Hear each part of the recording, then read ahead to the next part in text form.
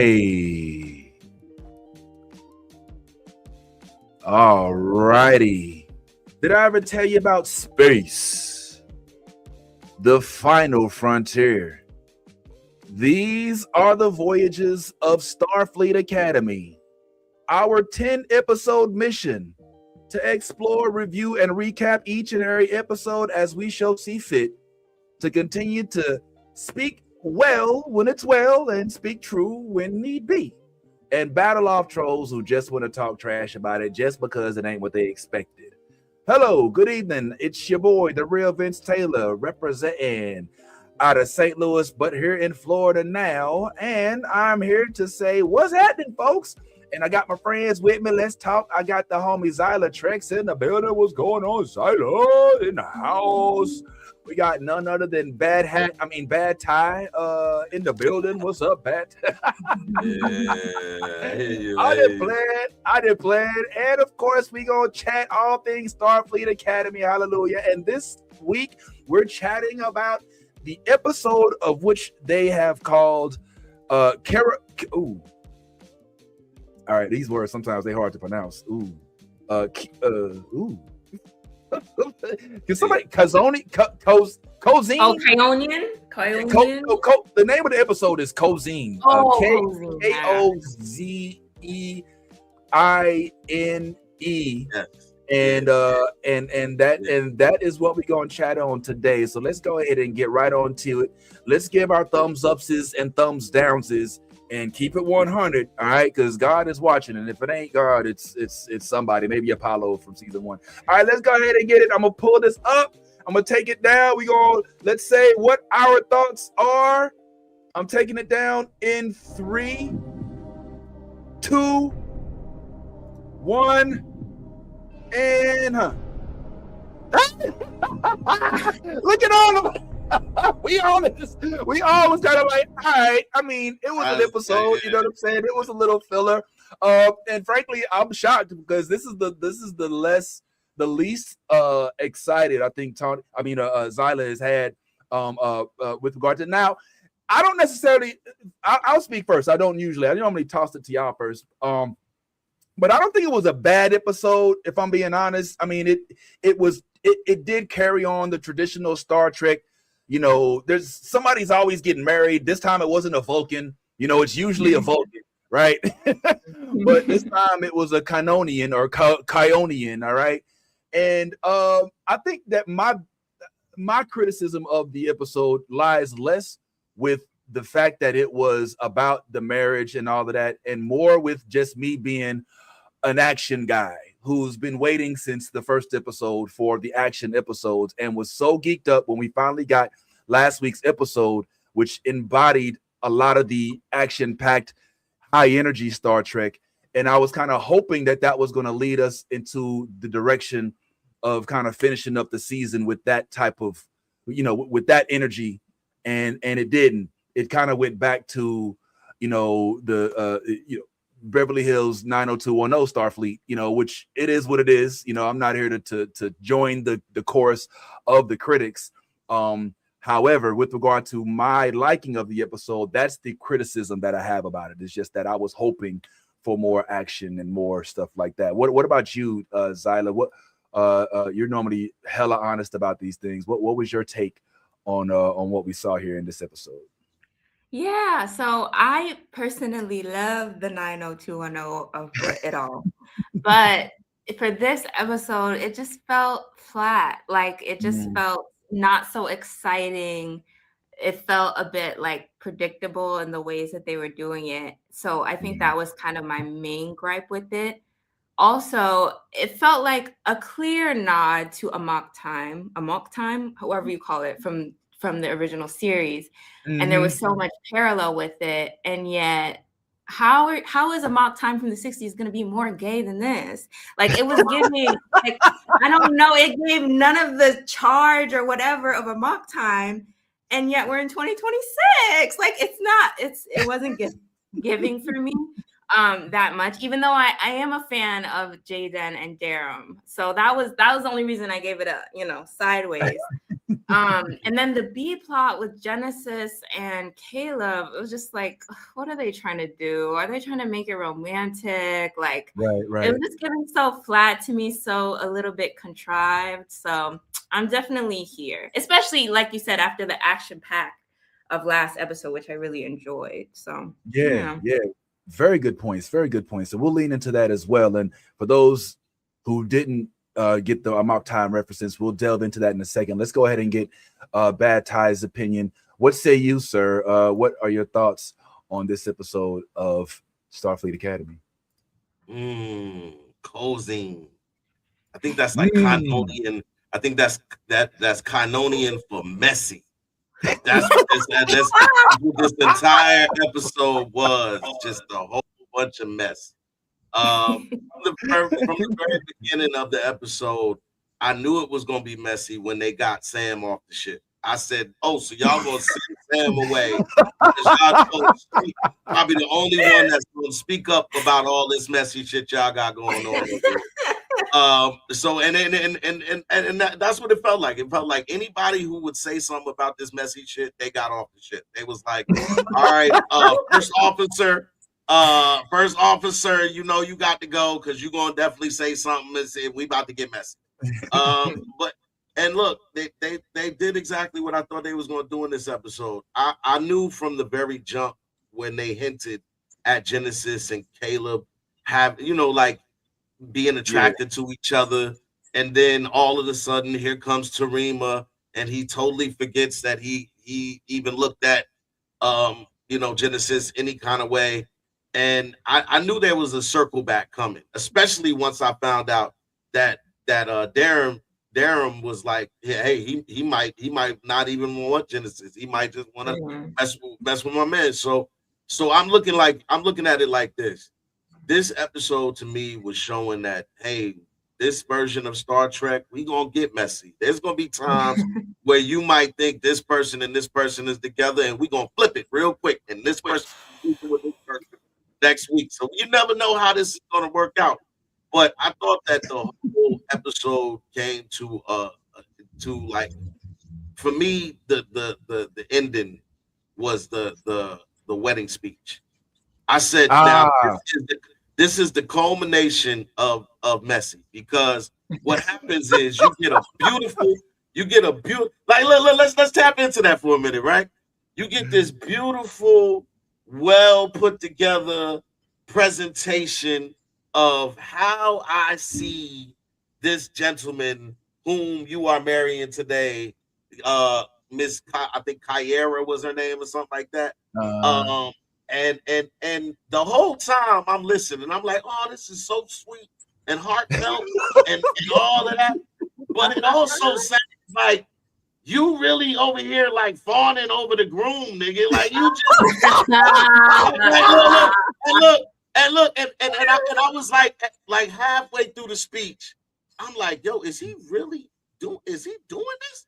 And I knew it was real when they panned the camera to the wife, the fiance, the wife, to the wife. Yeah. And the wife saw the same thing I saw. And she's like, and at that moment, I said, this shit just hit the fan. This shit just hit the fan. This is what we're doing, and I'm here for it. That was the savior of the episode, but also the moment when I was like, all right, man, let's move to next week so I can get back to the action and some of the stuff. Because again, we didn't even talk that much about Tarima. Tarima. Like Tarima damn near saved the world last week. And now like she damn near saved the world last week. And all we know is she got shipped off, and we ain't even get like a scene where it just skips over where we can see her laying in the bed, you know what I'm saying, or something. At least, at the very least, let her phone, her whatever pager ring from the text message that he sent or something, so we know she got it. Like something. Come on, like you don't just show her in that light the last episode and just, man, this was definitely some people got some time off, some much needed time off this week, and as much as I love this show, this was messy, y'all. Y'all knew what y'all was doing when y'all put this shit together, and that's what it felt like. Y'all just was putting shit together. Y'all was like, just like, well, what do I wear? Just girl, just go in the closet and get whatever. Just put it all on. Just throw it all on. We're gonna do it like that. So that's what it felt like. That's what it felt like. It felt like a just woo, yeah, man. So let's hope we snap out of it. Let's hope we snap out of it for next week. Yo, I love the I ain't got nothing to wear, just throw something on analogy. Like that is hilarious. Yeah. I mean, obviously that's not the case because all of these were written in advance. But I get what you're saying. I mean, when I'm watching it, maybe y'all feel the same way, but I get the sense that they're planting seeds, right? Like even if you watch the opening sequence, it's all about floral decor, and you see like leaves falling, and I think the very first thing you see is like a branch sprout up from the ground, which I think is meant to be symbolic in so many different ways. Like it's meant to show that, hey, we're having new people come in, and this is a new, generation of Star Trek, and so we're going to go. But I think it also could be symbolic in that it's planting seeds that we won't necessarily see the fruits of those seeds until future seasons. Kind of like when we started off with Michael Burnham as in Discovery, and she wasn't even captain, you know what I mean? And you kind of wondering as you're watching, you're like, is this show about somebody that's not the captain? Have they done that before? You know what I'm saying?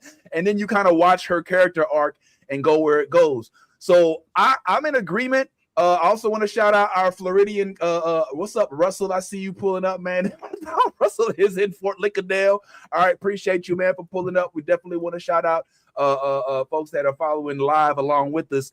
Another thing that I think was interesting in this episode, well, to kind of hark back to what Zyla mentioned, was the Amok Time rep. That was immediately what I automatically thought of y'all two, believe it or not, for different reasons. All right. I thought about Zyla because I kind of figured you were going to get that reference. You were kind of, even if you didn't watch it, like you're so immersed in the culture that you're not going to be able to get it off your timeline. If you're scrolling, somebody's going to make that reference and you'll know it. So for those unfamiliar, in the very first Star Trek the original series, there was this classic episode. And when I say classic, I mean classic because Spock had to fight Captain Kirk. All right. Now, and what all right, I'm gonna tell you something real stupid. This is real dumb. I'm gonna go ahead and do a solo shot on this one. One of the reasons why I love this episode, it's not because of Star Trek, it's because of a movie called Cable Guy. If you watch Cable Guy, if you're a Jim Carrey fan, Jim Carrey came over and did this impression of this episode of Star Trek, and he had to fight Matthew Broderick, and he was like, he was doing all the music. You know what I'm talking about, Ty? Do you remember this scene? Like he was battling Matthew Broderick because he was trying to, and he's like, it's like that scene from Star Trek. Remember Star Trek? He was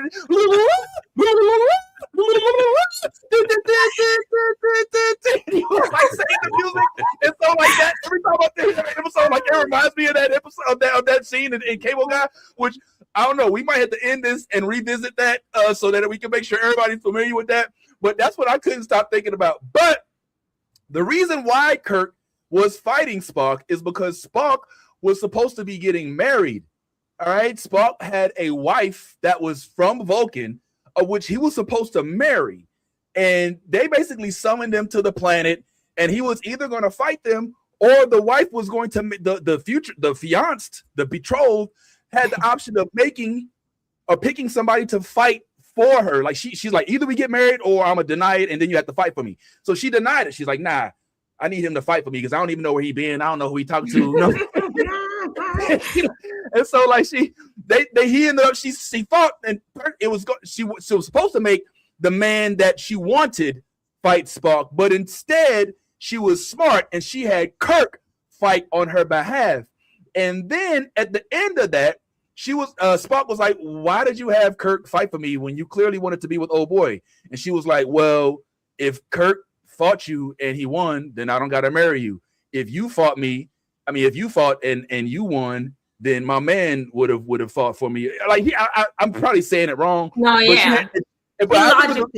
She logicked the whole thing. She logicked the shit out of it. And I remember Spock, his response was, logical. he wasn't even mad. He was like, that's a good plan. I ain't gonna lie. That was good. I see what you did there. I ain't mad at it. And he went up to the bull that she was courting, and he was like, yo, you want baby girl? He was like, yeah. He was like, she's yours. Like, I don't, you good. I'm cool. And that's why I thought about Zyla. I thought about you, Ty, because you and I both sat and watched every episode of Strange New Worlds. And you remember a different kind of Spock marriage. On Strange New Worlds, he also had a marriage situation, right? Where the wife, and in both instances, the wife, all right, forgive me for being shallow, it ain't like the wives are like, it ain't like you like, hey, baby, I'm gonna go ahead and go out. You stay home. I'm gonna walk 10 feet behind you. The wives is lookers, you know what I'm saying? It ain't like he's got like a bunch of like people that don't work out or don't care about what people think. These wives, they could be on covers of magazines, and Spock, to his credit, in each time was like, well, I don't know. She's not really the one for me type thing, There's always another Earthling or something. So I did that tie for you? Do you recall that? And remember that Spock had to deal with all of that? It's always Vulcans getting married when they don't really feel like it. It's like brushing your teeth. It's like, I gotta get up, brush my teeth, get married, then I gotta go to the bridge. It's not like an emotional thing. Did you get that connection, Bad Time? Do you remember that? I got that connection for sure. And the funny thing about this episode in comparison to that was like Spock is a logical being, so he's truthful and honest. This wasn't that. This was more right. You're lying, but you're really lying to yourself. And because you're lying to yourself, it felt disrespectful. And especially in the case of a marriage. And when he told her, yeah, I love you, and then hugged her, and then you know how the camera pans to the face to show that you're really not sure about what you just said. So it's like all of that. I'm like, yo, you doing this with this beautiful black queen, and you think you about to just get that pass? Nah. She went and told, you know how fast she went and told her mama and the rest of her friends, and look, did you see the look that the entire city gave them? At that moment, it was Jaden was like, look, man, let's go home because you don't live here. They don't want you here no more. You're not welcome. You don't look welcome. They look like they about to revolt right now. And you know what I'm saying? That if you come with some logic and just came and told Shorty, look, you my best, because look, they said they was best friends. So if this your best friend, you should have been like, I love you, but I like him too. I really like him. And I can't just be with you knowing that I like him. And she would have been like, yeah, I always knew, Darren. I knew. So I'm glad you was honest with me. And you know what? I'm gonna go marry my cousin. And we gonna get up out of here. We're gonna get up out of here. You know what I'm saying? This is what it is. I mean, at this point, I was really just like, I had already saw it. Everything I was already planning out, and I was like, "Oh, this is going to end real messy." I was really hoping that they did kind of delve a little deeper into the Caleb and the Genesis thing, because I'm gonna be honest, I actually like Genesis better than I like Tarima. I like Tarima's. I like the fact that Tarima got this potential to be a Phoenix Force, case, but I'm like. Genesis, I just like it. I like that she's smart. I like that she's always calm under pressure. I like that she's that like the ultimately looks like the one that they really are gonna push to be captain. So I'm like, all right, cool. You know what I'm saying? I could dig it. I could dig it. And they all at college or high school or where I don't know what this is, where we're at right now as far as age or what this is. But yeah, it's just an academy. So I don't know what's going on, but hey, we know what goes on in co-ed dorms. That's all I'm saying. Zyla, you have some thoughts? Yeah, I guess one to the point of Genesis. I love Genesis too, and I think I actually, there's another amazing Black woman Star Trek creator, Nzinga, and she runs like holodeck hose, and she was talking about her take that unfortunately Tarima suffers from that thing where she's only seen in the lens of Caleb. Like we didn't, like you said, we didn't even get to see her this episode, and every time we see her, it's like immediately the first scene of her, she's fawning over Caleb, they're fawning over each other. So we never really get to see her without that lens. And I feel like she's undergoing some, unfortunately, even in today's day and age, that thing that I feel they did to Keiko O'Brien and like different women Star Trek characters, like they just make her the girl. And the reason I like Genesis more is because we see her more in her own element and doing her own thing, which is cool, you know, and having her own arc.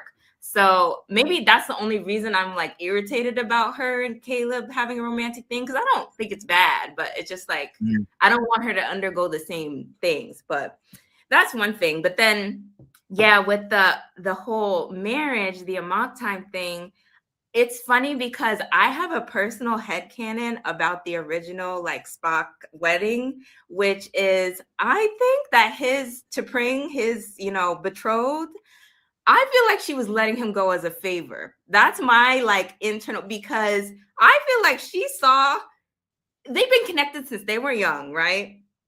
And she knew he loves Kirk in a real way. And I feel like this was the true answer that Amok Time should have done back in the 60s. And that was a whole plot and a whole scheming she did to let that man go do his thing because she knew who she really loved. That's my fan theory, because the way they were wrestling in that episode was crazy. It makes you really know how Spurk became the first ever gay ship in the 60s. Like they were hugging each other with knees and binding and all sorts of stuff. He opened his shirt and showed his man boobies. That was fun. So I just feel like this was the real writing that they couldn't do back then. Kyra, or whatever her name is, was like, I already see what this is, and you're not about to do me like this. Like, you go off, go to the academy, like, leave me be. So I think I liked it in that way. But I feel like, damn, there was no wrestling, no nothing in this. That's what I thought.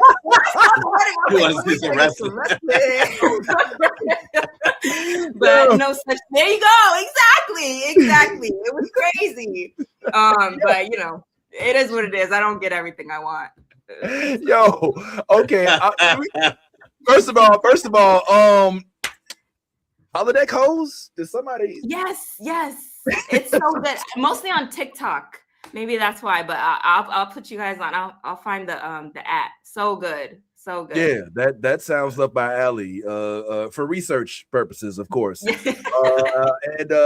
yeah, she just dropped the hellified theory on me. I never even considered the possibility that Spock could be in love with Kirk, but I like where that goes. It makes too much sense. That's the guy right there. Just so you know, like this is the dude that T'Pring chose.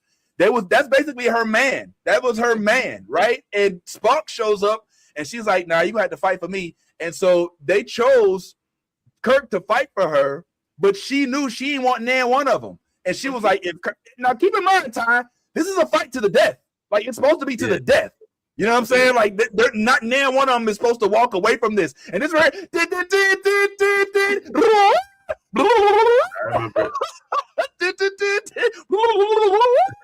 Most of these are stunt actors, by the way. So her whole thing was, well, if Kirk killed you, then I wouldn't have to worry about you. If you killed Kirk, then I just would have been like, yo, I don't want you, or whatever. And he was like, logical. He wasn't even mad about it. He was like, I ain't even gonna lie, it fits. And to his credit, like he went up to old boy, was like, you won't, and that was what it was. I do want to say this real quick. Why they can't? Is it just me, or is it like they can't? Like they won't give one.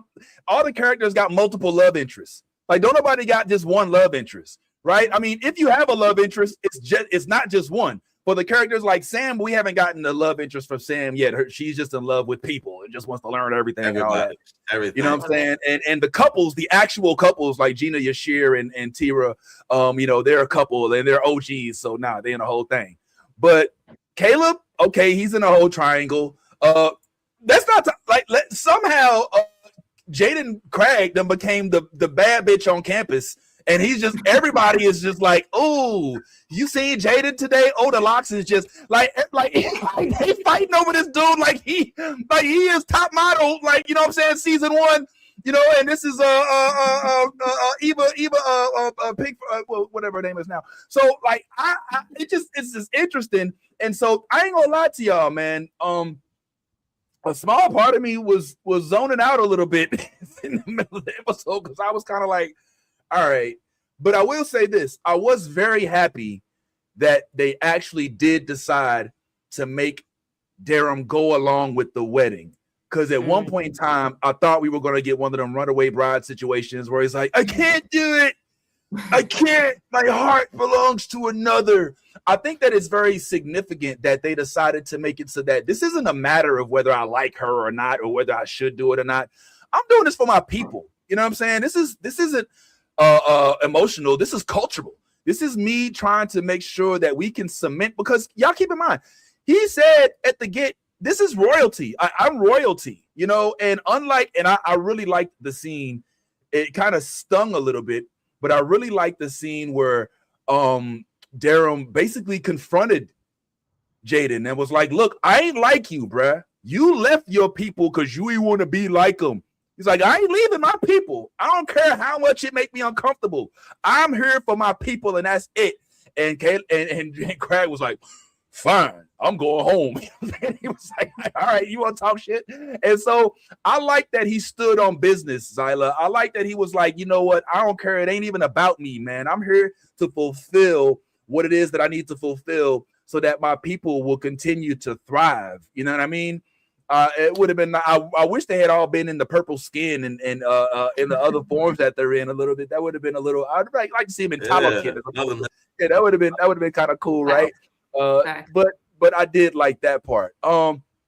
Yeah. So another thing, I think at this point we've especially we've kind of gotten the layout of the orientations. Not that it's important, but I'm getting the sense that Jaden is, he not only he's that's fine, he likes the men, but Darum is not. He's a both. The subway goes both ways. You know what I'm saying? Yeah. He's not necessarily out for one particular gender. He's a lover of all trades, if you will. Which is significant because he could still jump in the relationship. He could still jump in the middle of Caleb and Genesis's relationship if he really wants to. So he's not off the board in terms of threats with regard to other relationships. So I don't know. I think that's pretty cool. But yeah, action we didn't really get a lot of it. This was messy. This was just a lot of stuff. But what's crazy is I'm gonna go ahead and predict it now. This episode. It means bad for one person on the show, and I hate to say it, but we're gonna probably lose this. We're probably gonna lose this character in probably the next 2 episodes, next episode and the next or the one after that. But Kyle's gonna have to go. Whoa! Yeah, Kyle's gonna have to go in order for. What? Well, it's the truth. In order for Darum and Jaden to thrive, Kyle has to be gone. Kyle is the reason why those moments when they're talking and they're getting all chummy, and then up there's Kyle. Oh, Kyle pulls up and look, and you know how you pull up in the wrong time, and you don't know you pull up in the wrong time until the first person that speaks responds to you, and they're like, "Oh, It's giving red shirts. I'm sorry. You don't have no last name. What is nothing? Kyle's not gonna make it. Looking good. He's not gonna make it. And let's be honest, in terms of his people, which would be the War College folks, they already, you know, they already, you know, the scales are being tipped. You know, Bobby's gone, and you know, even they changed the culture of the leader's head. Like he's like, okay, I'm gonna do what you say, Captain, or whatever. So yeah, you might have a point, but I'd rather if Kyle is gone, the only way I'll accept him being gone is if they fight to the death. What a scene in the ring. I'm gonna find that scene. I'm gonna show it to you. Like, I gotta see it. The dumbest shit I've ever seen about like, oh my god, the cable guy scene where they're around the fire and he sings a song. He what's the other song he sings? You know what? We don't have time. I ain't gonna sit here. I'm gonna think about it. But if I think about it, I'm gonna stop whatever you're saying and I'm gonna start singing it and interrupt you if it means time. So a couple other things real quick, just some quick mentions. So and then if you don't mind, we'll talk about our individual Star Trek journeys. So another thing that we did see in this episode was that, like you said, the B-roll of this was Genesis and her having, I don't even want to call it a dark side, but let's call it like a secretive side. And I'm gonna be honest. This right here, y'all, is where I kind of was like, all right, what the fuck are we doing? You know, for the first time, I kind of was like, you know, and let me explain. So she gets, just correct me if I'm wrong. Y'all follow me on this journey, if you will. Mm-hmm. She gets her captain, Nala, right? Nala. Mm-hmm. Nala says to her, hey, look, I'm considering you for a captain type position. All right. And she said, oh, great. And so what does she decide to do? She decides to go and essentially use the little bit of power she has and knowledge she has to sneak onto the bridge and to find a key so that she can go back and alter the references that got her the opportunity to actually be promoted to captain in the first place, which I know she's not promoted to captain. It's just a fast track type thing. But none of that makes any sense to me. Just help me understand. Like, you're going to be deceitful one way or another. Like, there's no, at that moment, it's like, okay, well, either I accept the deception that I've already put into the universe, or I add more deception to it by sneaking onto the bridge. All right.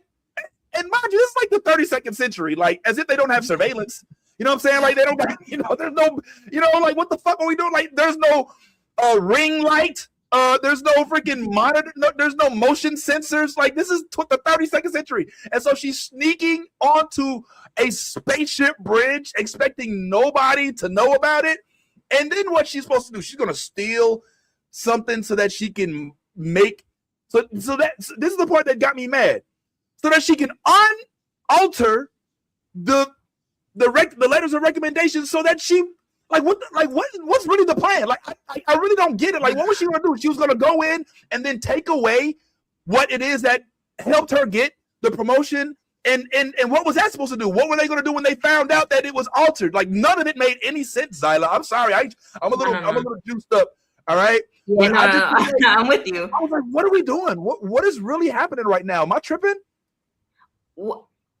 Correct me if I'm wrong, because I thought that she stole the key or the thingy because all her recommendation letters said that she was successful but out of fear, like she was driven by fear or perfectionism or something. Mind you, I'm with you though. Still to me, that's pretty weak writing. I thought we were going to find out something darker, like she forged her way into the school, or like she like all her things were fake and something a little bit deeper than that. And I was kind of like, oh, because I love a bad girl who sneaks onto because she wants to succeed. I kind of love that type of character who like at any cost, I'm going to make myself captain.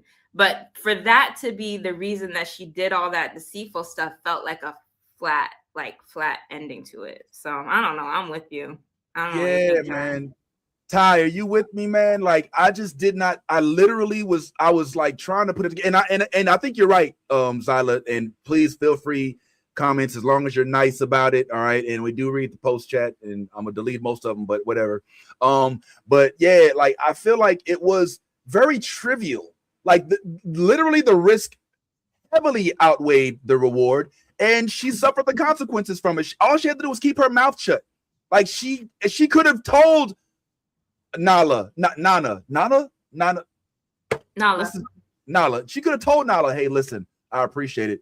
I do have something to confess to you. And Nala, she would have took her feet off, put them up in the seat, and been like, took her shoes off, and be like, all right, you know what? This probably wasn't the right thing to do, but you did come to me and you told me the right thing, and ultimately that's the right thing to do.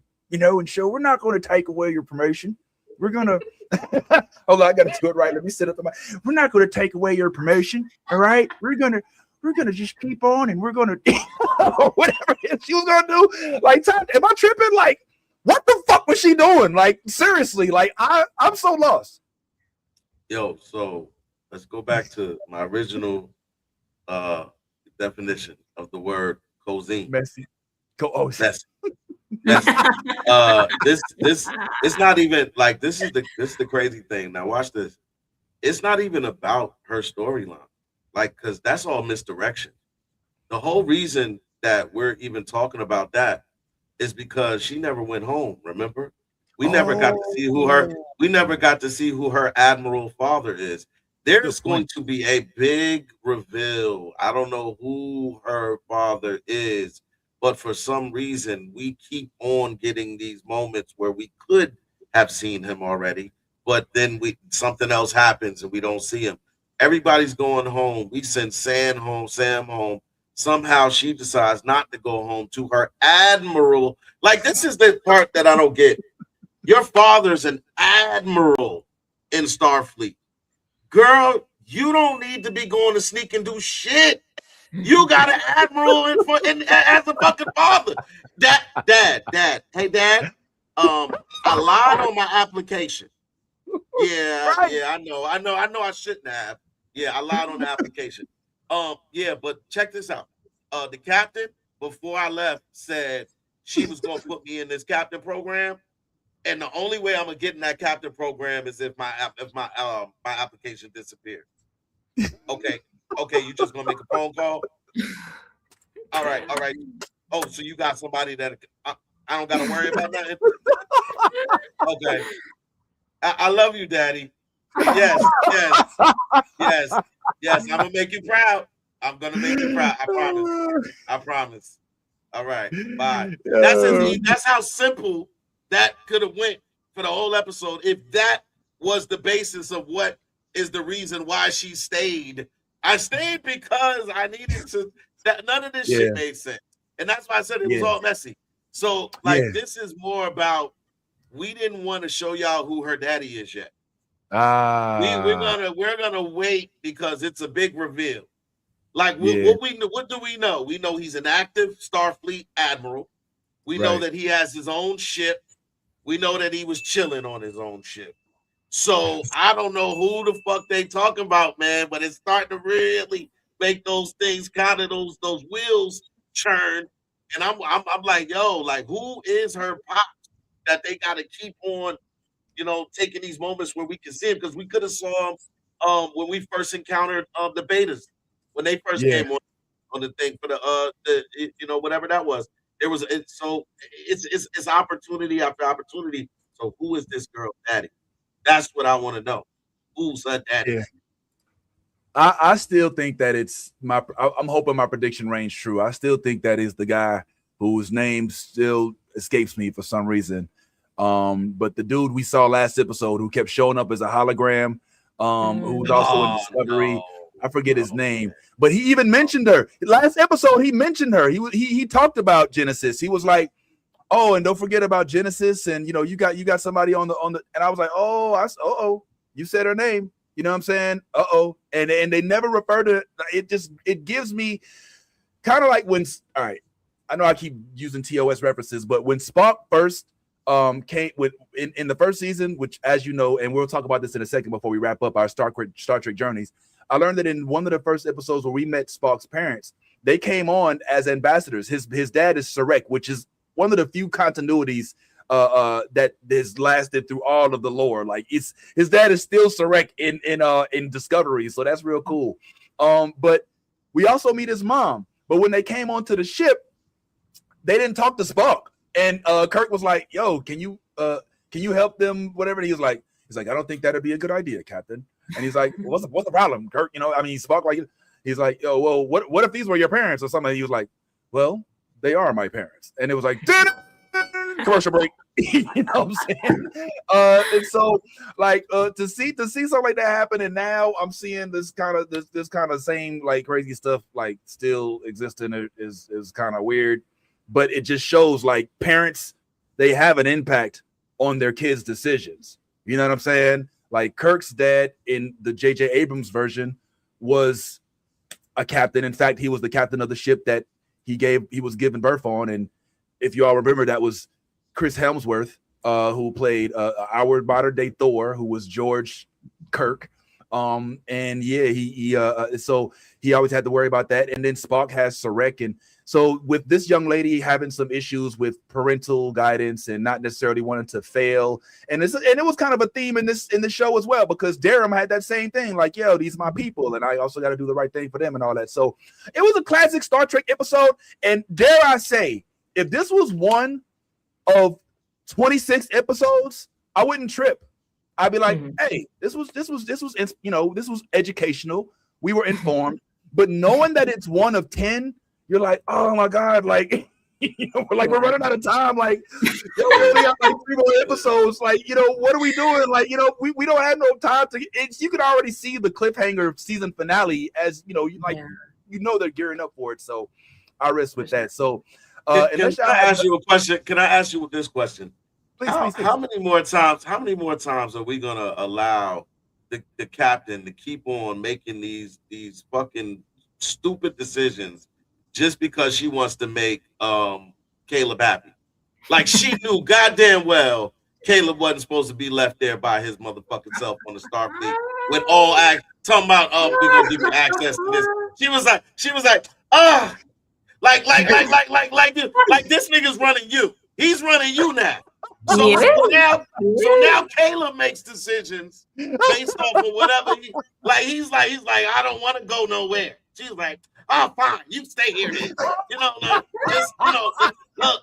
Like that was probably the keys in the kitchen.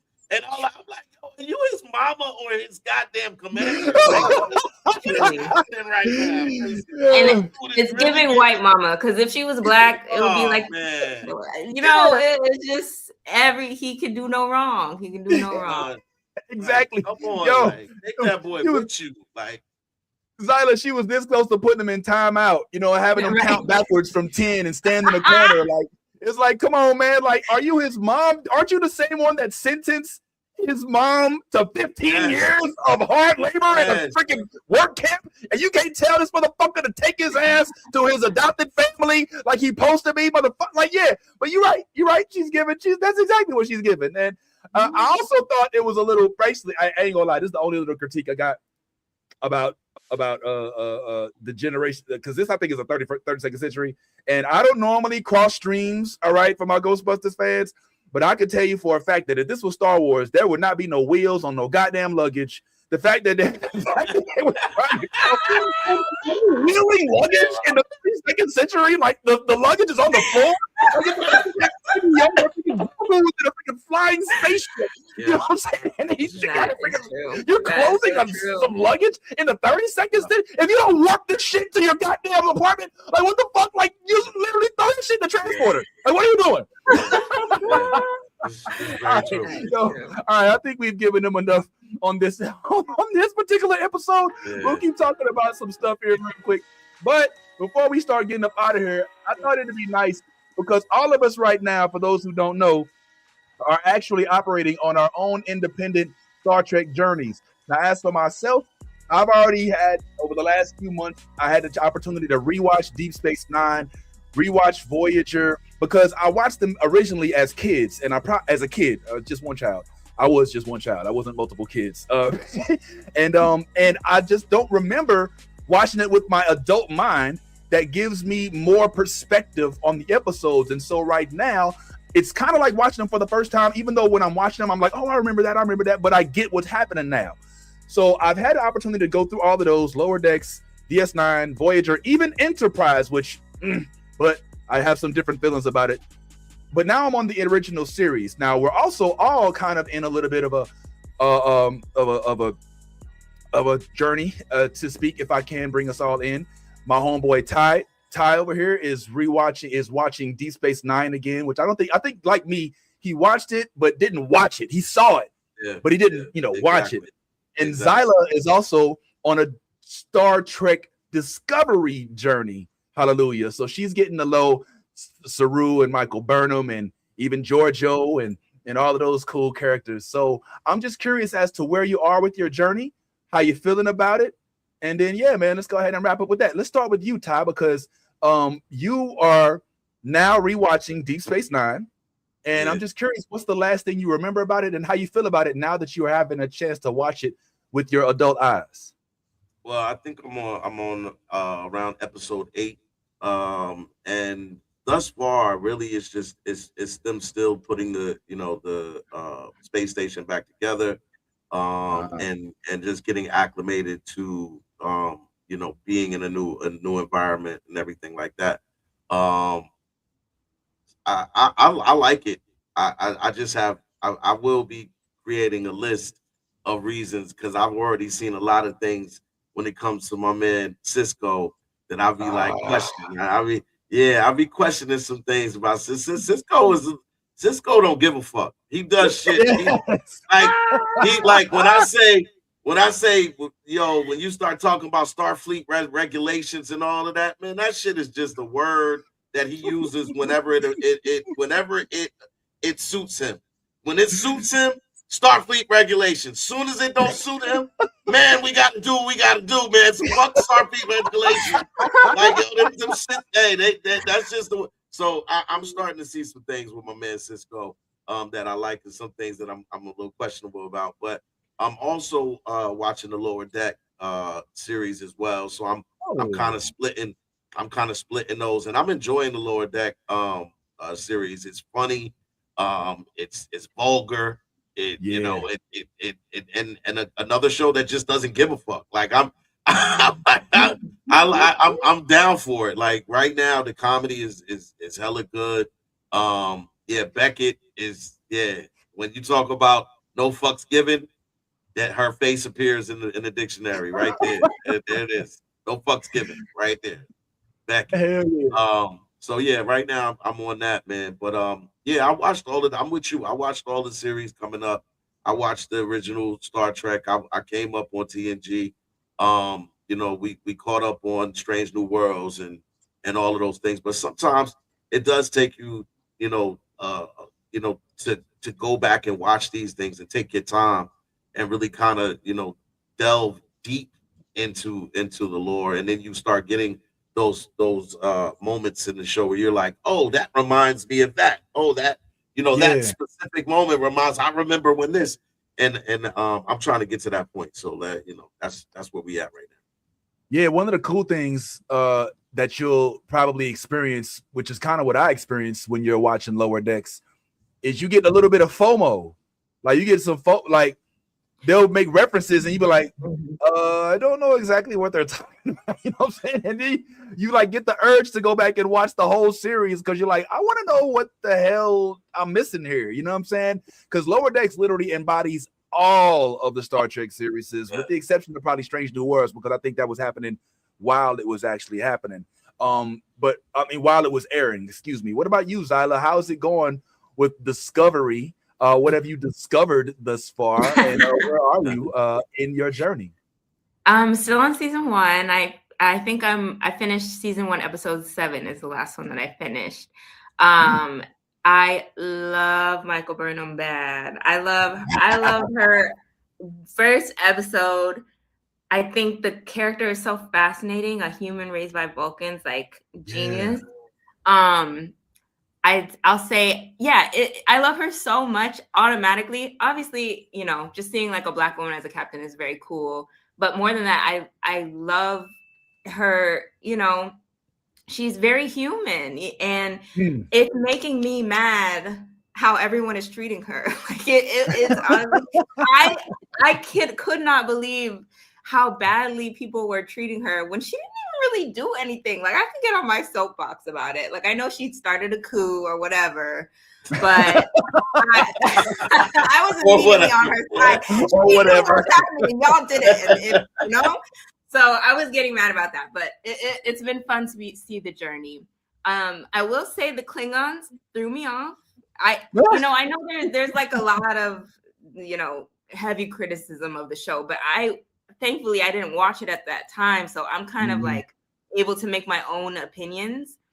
Yeah, and just like kind of see the criticism after when I go online, but Klingons did throw me off. Very different, and they're just talking just straight Klingon, which I don't think we'd seen previously like that. And underneath a bunch of prosthetics, it throws me off a little bit. It throws me out of the world a bit. So not loving that so much, but overall, plot-wise, I think it's really good. I loved episode 7 where they were caught in a time loop. I thought that was such a good episode. Oh my God, yeah. Yeah. So that I've been having a lot of fun with it. Yeah.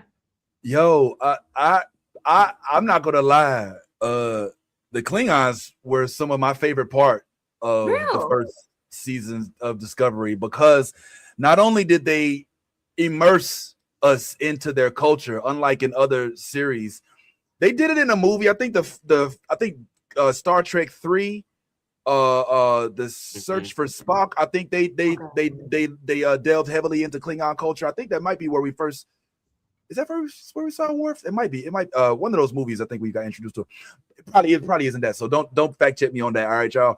But I love the dynamic of the racial aspect of Klingons. Did you get that? Yeah. And they're like, we don't care about your white skin. We looked away from that. We was trying to give you a chance, even though you have this white skin. You know, it's like it's like, oh snap! Like, it's such a. I love that. Like when they delve into. Because, you know, most of Star Trek, kind of like X-Men and a lot of Marvel stuff, is allegorical, right? Like it's supposed to be the place of something that's happening in our timeline, but in a different manner, so that we don't necessarily see it from a literal standpoint, but figuratively. And so for this white Klingon to feel oppressed and like, please, my white skin, I'm sorry. It's like, okay, all right, well, I'm trying to get. What you looking for? DEI, Mr. White Klingon? What you need? Some what you need, a minority scholarship? Like what is what did you so woke, man? I'm just freaking white woke, you know. So I like that. And I like the whole dynamic of like him having to prove himself because he's just looked down upon due to the way that he was born. And if you keep watching, that gets even more complex. But you definitely stepped into it with the Michael Burnham thing, man. Because this is why I loved the first 3 seasons. We'll talk about what happens after that. But this is why I loved Discovery, because it was one of the first times that we got to see a full character arc from a captain-esque type figure, I'll say, for the time being. All right? Because we normally get the captain and they the captain. You know what I'm saying? Or you normally get the first officer and they the first officer. But in this one, you see them go from first officer to in prison to I don't know what they're going to do to who is this? To maybe time travel, maybe not. I don't know. I'm not going to give nothing away, but definitely I can't wait to hear you tell us a little bit more about your Star Trek journey. My Star Trek journey, just to close us off here, like I said, is in the original series, excuse me. And right now, I just finished the episode where I'm on season 2, I think episode 16 or 17. And I just finished an episode where there's these beings on this planet that they travel to. And when they get there, the beings basically have this button on their belt that makes everybody freeze. And so they get there, everybody and like, oh, you can't move. You're like, yeah. All right, now that you're here, we're not going to let y'all move unless y'all take us to our galaxy. He was like, where's your galaxy? The Andromeda Galaxy. He was like, well, that's 300 years away. He's like, no problem. We're going to be a legacy ship. So it is what it is. You know what I'm saying? And they're like, okay, we're not doing that. He's like, yes, you will. In fact, if you don't, he turns two of the crew members, one of them black, one of them white woman, turns them into basically little balls of salt, like little like Rubik's cubes of salt. And you're like, okay. And he's like, yeah. And then he takes one, he crumbles it all. He's like, now this one's dead. And you're like, oh no, did he just kill the black guy? But then he's like, the other one is okay. And then he brings it back to life. You're like, oh, whew. Okay, so they just killed the white woman. All right, cool, we good. Probably shouldn't be laughing at that, but that happens. And so then like these folks, they basically like they take the Enterprise hostage, and they're traveling to this galaxy, but they're like using human form, so they're new to human form. So sometimes watching this shit, it's so ridiculous. So Kirk goes to talk to one of the ladies who, of course, is in scantily clad outfit, who's probably like 18, playing a 28-year-old or something. And he goes into the med bay, and he's like, hey, so you're not human, huh? And he starts touching her, and she's like, what does this mean? What is this supposed to mean? It's like, oh, well, you've never felt love before in your life. Like, what is this love and what is its purpose? Well, let me show you. And then he, like kisses her, and he's like, oh, does that make you feel better?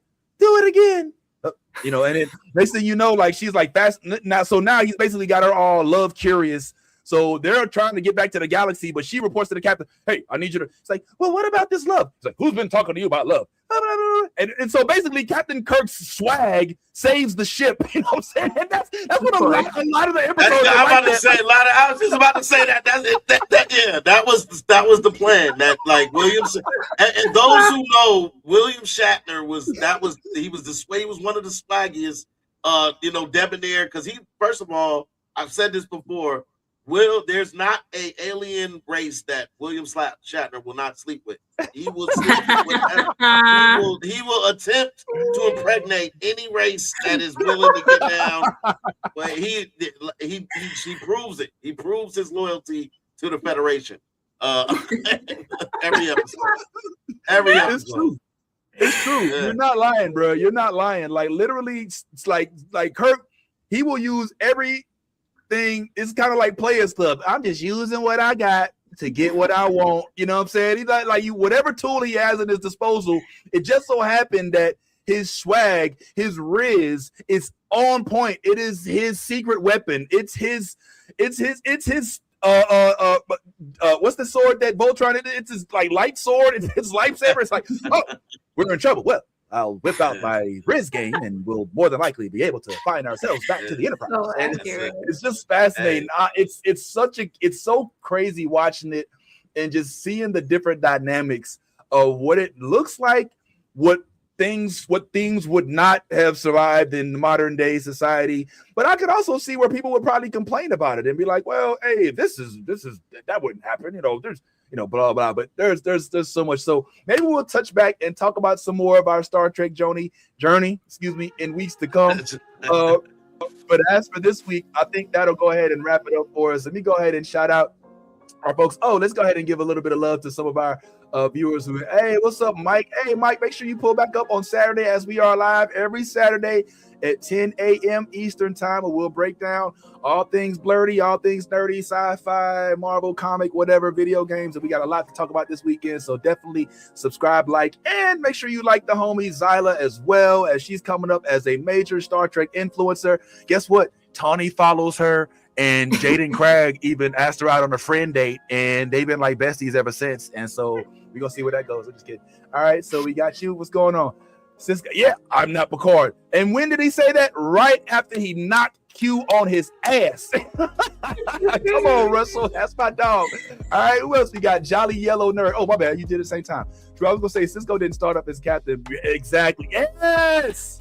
That's right. He started off in more of an emissary role. All right. Commander Cisco, if you will.